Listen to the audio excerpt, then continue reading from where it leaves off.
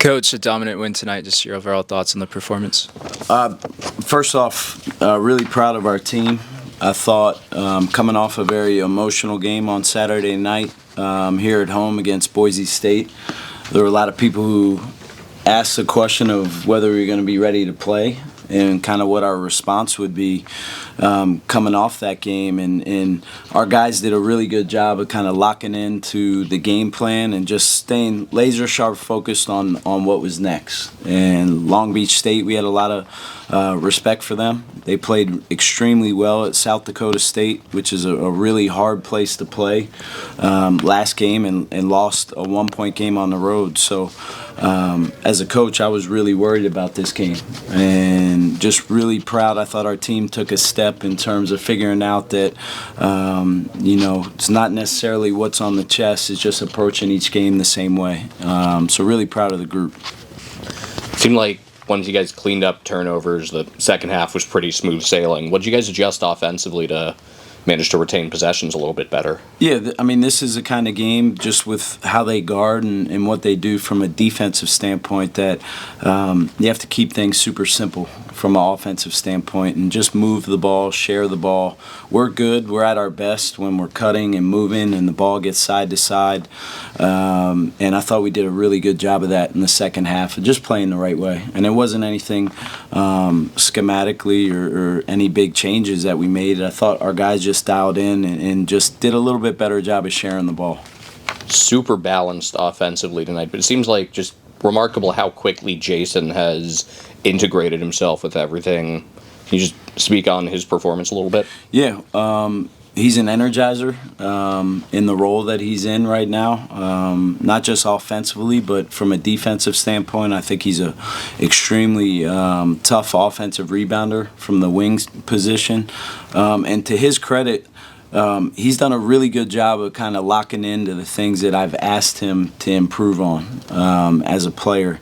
And consequently, it's led to playing a lot better, too. And his minutes will continue to increase as long as he does what we're asking him to do. But, yeah, really proud of him. We could talk about a lot of guys, but I thought he really made a jump tonight for us. Scoot came into the game averaging 23.5 points, tied 27th in the country. You guys limited him to 12. What was the game plan on defending him? I know you looked like Beasley was kind of like a box-and-one on him. Yeah, not necessarily a box-and-one on him, but we wanted to make everything tough on him. He's a heck of an offensive player, and he has an extremely high usage rate. He's involved in almost everything they do from an offensive standpoint. So we wanted to make him an inefficient scorer. We didn't mind him shooting a ton of balls if he was a low percentage scorer. We did a really good job of that. In addition, last game he shot 16 free throws, and we talked about big key to the game of being able to defend and make things tough without fouling. And for us to hold them as a team to 8 free throws for the game, I think speaks to just our dial-in from a defensive standpoint. And can you speak a little on the 48 points in the paint tonight? Yeah, they were switching a lot in their ball screen coverage. So anytime teams switch, we want to kind of try to throw back and throw in and try to, make them pay in the paint. I thought we did a good job, too, on drives of getting downhill and playing off 2 feet and getting on balance. But, yeah, you have to take what the defense gives you, and every game is different. But our guys did a good job of kind of adjusting to their coverages. And then 26 bench points tonight. How valuable is it to have this depth? Yeah, I told the guys in the locker room after the game, it's a challenge from a coaching standpoint, trying to find minutes for everyone. We have an extremely deep bench. We have a lot of guys that are deserving of playing. And as I told them, that needs to be something that we kind of hang our hat on, is our depth and our ability to have multiple guys on any given night be the guys that lead us. And that's what good teams do. So we'll continue to kind of encourage that. But I thought it was just a really good team effort. Cam Denson, he had a big game in a Pacific uniform in this gym last year on a different team now, but what did it take to stop him tonight? Yeah, he's a really He's a tough player because he can play a couple different positions. He can play the 3, he can play the 4, he played the 5 for Pacific last year. And he has a really uncanny ability to get downhill and score in the paint. He's a good offensive rebounder. But we did a pretty good job. Lost him a couple times. He made a 3 tonight, and that's not something he normally does. So, he's made an improvement there. But he's a really good player, a player that we had a lot of respect for. Marcus Williams, only 11 points, but game high, plus 31. Just what did you see out of your point guard? Yeah, that's what a point guard's supposed to do. Him and Ryan Beasley play the right way. They talk the right way. They do a great job of connecting our team. And it's not about points at all with Marcus. And he's done a really good job of kind of getting to the next chapter of what it means to be a point guard. And a point guard plays in a certain fashion where it's not about the points. It's about, do you connect your team? Do you talk the right way?